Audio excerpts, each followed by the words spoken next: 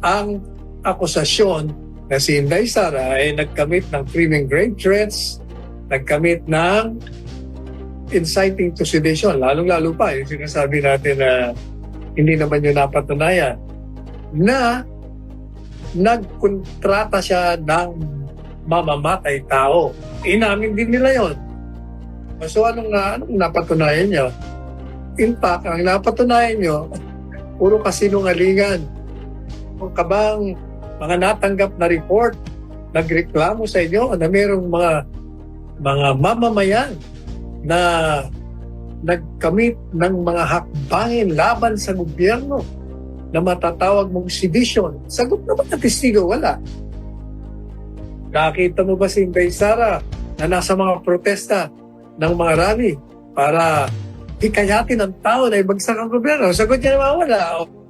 Unang-una, wala naman nag-question ng mga report eh. Ang kini-question, the way it was handled.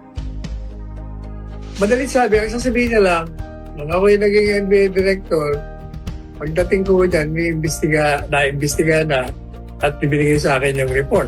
Oo, ay ano ngayon? Ibinigay sa report. So what does that prove? It doesn't prove anything. As I said, mga useless lahat yung mga testigo dahil unang-una, in-authenticate nila isang bagay na hindi naman kini-question. Pangalawa, napatunayan doon na how siya yung investigation nila. Hindi nila inimbestigahan yung panganib sa buhay ni Inday Sara.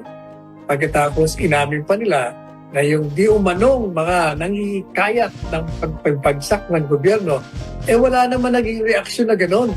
Kasi nung tinanong ang testigo, meron ka bang mga natanggap na report, nagreklamo sa inyo na mayroong mga mamamayan na nagkamit ng mga hakbangin laban sa gobyerno na matatawag mong sedition. Sagot naman ng testigo, wala. Nakita mo ba si Inday Sara na nasa mga protesta ng mga rally para hikayatin ang tao na ibagsak ang gobyerno? Sagot niya naman, wala. So anong napatunayan nyo? In fact, ang napatunayan nyo, puro kasinungalingan. Ang akusasyon na si Inday Sara ay nagkamit ng criminal-grade threats, nagkamit ng inciting to sedition, lalong-lalo pa yung sinasabi natin na hindi naman yun napatunayan, na nagkontrata siya ng mamamatay tao. Inamin din nila yun.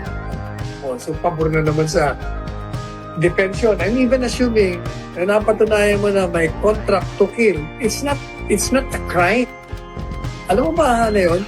Kahit na ikaw may pagkontrata, napapatayin mo ako, halimbawa, kakontrata mo si Carlo, hindi krimen yun unless you commit overt acts towards the realization of that plan.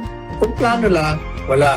Kasi sa ating batas, meron lang mga pagplano o sabuatan na pinaplano mo palang krimen. Halimbawa, inciting a conspiracy to commit sedition, conspiracy to commit rebellion, conspiracy to commit kudita. Yan ang mga pagplano pa lang, krimen na. Pero ito hindi.